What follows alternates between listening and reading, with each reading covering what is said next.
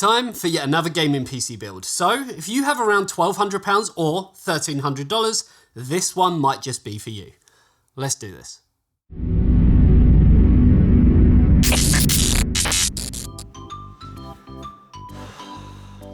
I wish these files would transfer faster. Come on!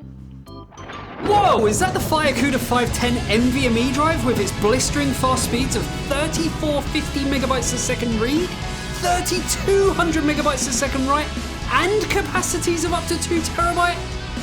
I can have these files transferred in no time. And if I'm looking for the ultimate performance, I could even get the 4th generation FireCuda 520. I better check the link in the description to find out more details. So let's jump straight into the motherboard with the Gigabyte B560 HD3, and as with all of our builds, we try and stick with some kind of a theme, so let me know if you spot that as we go through. So the B560 HD3 is a full-size ATX motherboard, which will look great in the eTeknix chassis that we've gone for. Now, being B560, we get all of the latest features like PCI Express 4.0, more USB 3.2 ports, and support for the latest 11th gen processors straight out of the box.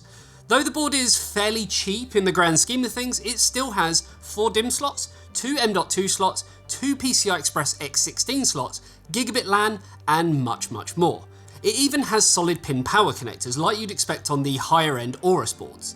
Now, while this won't mean much for the average consumer, it's still a nice feature to have to provide clean and stable power directly to the CPU. Now, while you can't overclock the CPU on a B560 board, you still do have the ability to overclock the memory to a whopping 5,333 MHz and beyond through XMP.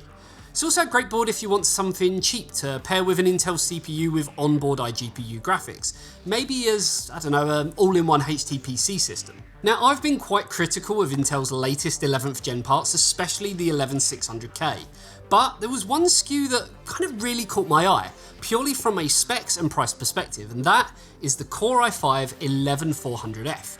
It's a 6-core 12-threaded SKU with a max turbo of 4.4 GHz, has 12 meg of cache, has a 65-watt TDP, and costs under $160. Now, from our own tests when looking at gaming performance, it was able to pretty much keep up with its bigger brother, the 11600K, for a fraction of the cost.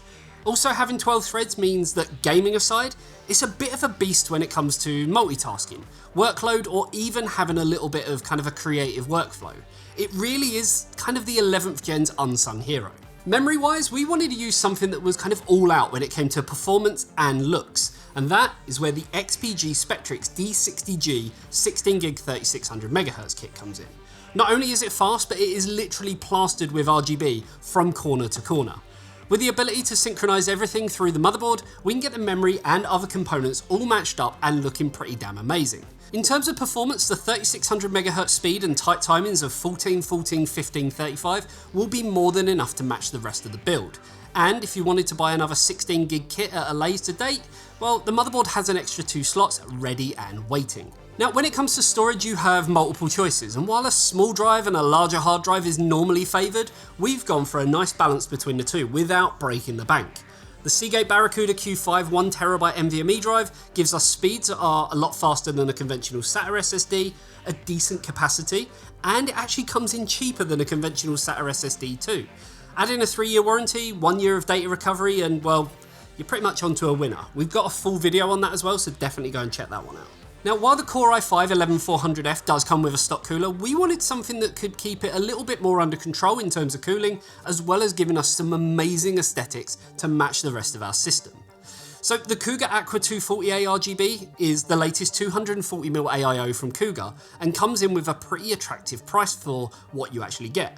With 2 ARGB fans and a CPU block that will really light up your system like a glowing centerpiece, and the ability to control the colours through a controller or through your motherboard for that all-important kind of synchronized look, you'll be hard-pressed to find a better value for money AIO on the market than this one. Now, due to the case coming with one set of fans and the AIO coming with a slightly different set, I wanted everything to match up nicely, so we've got a triple pack of the Cougar Vortex RGB 120mm fans, which we can use inside the case and swap out the cooler just for something that matches a bit better and ties in with the rest of the build. They are available as a kit or on their own, giving you a little bit more freedom over your build and giving you the choice to add at a later date if you really wanted to. Now, if you did want to go all out when it comes to RGB, while the case does have a built-in 6-port addressable RGB hub, you could always upgrade to the Core Box V3 from Cougar, which gives us 6 sets of 3-pin addressable headers, as well as the same of PWM headers. And again, everything can be synchronized with your motherboard's RGB software for seamless integration with the rest of your system. So moving on to the all-important GPU, and again, wanting to match it to the type of system that we're building and obviously complementing the CPU, we've got the Gigabyte RTX 3060 Ti Gaming OC. Now with the latest NVIDIA Ampere architecture, this gives us ray tracing, DLSS, and much more. It kind of also hits that sweet spot when it comes to 1080p gaming. It stays nice and cool thanks to its triple fan cooler, and it offers great value for money when comparing it against similar cards from other brands. The Gigabyte Gaming OC really does kind of tick all the right boxes for running the latest titles at 1080p on max settings. And yes, I do sympathise with you, that's if you can even get hold of one right now. Now, powering this amazing beast of a rig is the Cougar GEX 750. It's a 750 watt PSU, giving us more than enough power for the components that we're using, as well as giving us ample room for upgrading at a later date if we wanted to. It's fully modular, which means cable management should be a breeze, and it's gold rated in terms of efficiency. It also comes with a 5-year warranty, giving you that extra peace of mind that it will last. And with plenty of PCI Express, CPU power and SATA connectors, again, you know that you've got scope to upgrade your components at a later date without the need of buying a completely new power supply. Now, having these amazing components is one thing, but we do need an amazing case to put it all in. And that is where the Cougar MX660 Mesh ARGB fits the bill. It's an eTeknix chassis, so it has plenty of room while still being a mid-tower, so it doesn't actually take up too much space either. The whole front panel is mesh to give the very best airflow, and it comes with 3 ARGB VK120 fans pre-installed. There's also space for plenty more fans, GPUs up to 410mm and PSUs up to 200mm in length. So it's a mid-tower case with great utilisation of space. For connectivity, it also comes with a USB 3.1 Type-C port on the top, as well as having the ability to control the RGB through the press of a button if you don't want to use software to control everything. So price-wise, it's always tricky in the current climate, especially with GPUs due to their supply and demand issues. With that in mind, we've used a mixture of kind of MSRP pricing and also current market pricing to give the kind of best idea of current pricing at the moment. Now, this whole system here will set you back around $1,300 in the US and around £1,200 in the UK, give or take. With products like the memory available with different timings, it's really down to your budget and kind of what you have available to you. You can actually get a cheaper version of this kit with slightly looser timings. So that's all the parts done. So I guess really what we need to do is get it built and see exactly how it performs in all the latest titles on the market. Roll the montage.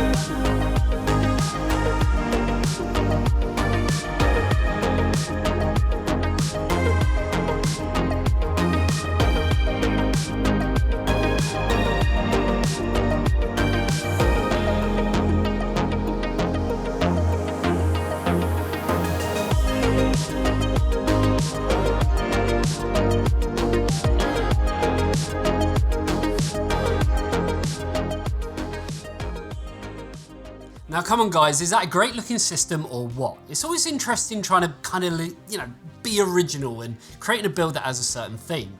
This one was quite easy though, as both Gigabyte and Cougar have orange as their main colour scheme. So it all kind of worked out really well for us, and you have to admit, I don't think I've done an all orange build, but I quite like it. It's different and just kind of looks extreme. So while it looks great, how does it perform? Well, there's only one way to find out.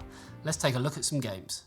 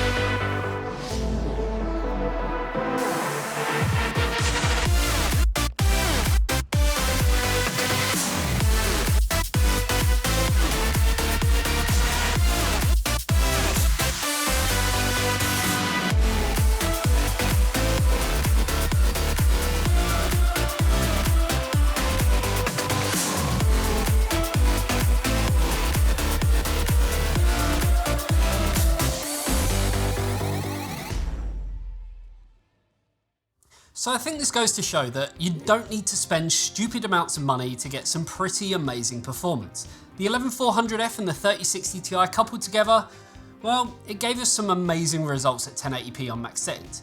It even shows that if you wanted to move up to 1440p gaming at some point, then with a little change in the settings, you're still going to get some amazing frame rates. If you wanted, I guess, even more, you could always go for an RTX 3070, if you can get hold of one, or equivalent from Team Red, to be able to handle those kind of higher frame rates without sacrificing on the quality. But this obviously comes at a little bit more of a premium, which I guess with this build, it was all about trying to be as affordable as possible.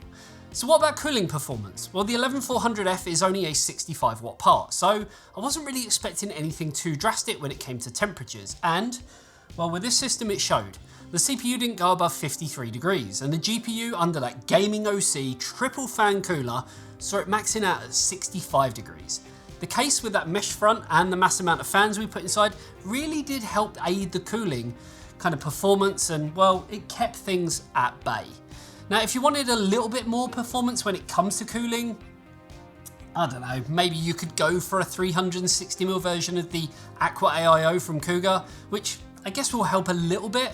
And you could always put another fan in the top if you really wanted to do that, but I don't think it's really going to make much of a difference. Build-wise, because of the size of the case, it really was a breeze. Having the extra space inside just made installing the main components kind of easy and painless. The included RGB hub did make connecting everything together easy and helped to keep the cable management, I guess, you know, at bay. And it just, I don't know, looks neat and tidy too. Speaking of cable management, the amount of space below the PSU shroud made that even easier too, meaning that the, let's call it the business side, looks even better. So there we have it. This system really does tick every box in terms of looks, gaming performance and cooling performance. The mesh on the case, the addressable RGB fans, and that all important Core i5 11400F and RTX 3060 Ti combo really gives some amazing gaming performance at 1080p and gives us scope for higher resolutions and a nice upgrade path at a later date if you wanted. Though the type of components in this build should actually last you quite some time, at least for the foreseeable future. Let me know in the comment section, is there anything you'd change or swap out in this build? And also let me know, what are you rocking in your build at the moment? Maybe, I don't know, you're in the process of speccing up a build. If you are, feel free to head over to our Discord server. The link is in the description below. We may actually be able to help you with your build process and, you know, that all important choosing parts. Also, if you love what I do, maybe consider supporting us, me and the team through Patreon, where you get access to behind the scenes content, exclusive giveaways, and much, much more. Again, the link is in the description below. Other than that, hopefully you enjoyed this video. If you did, you know exactly what to do, and I'll see you in the next one. See you later, guys. Bye-bye. It even has a set of solid pin power connectors like you'd expect on higher end Aura boards. Talk Andy.